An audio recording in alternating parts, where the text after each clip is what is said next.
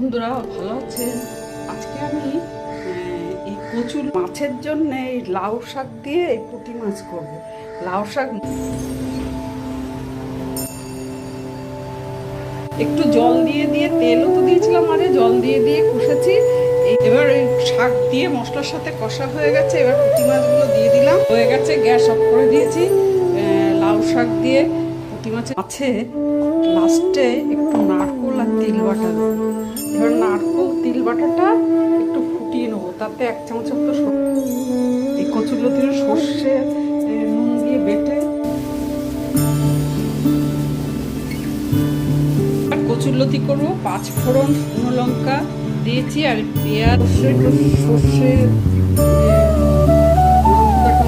গুড় দিলাম, দিয়ে এই যে লাউ শাক দিয়ে পুঁটি মাছের চচ্চড়ি লাস্টে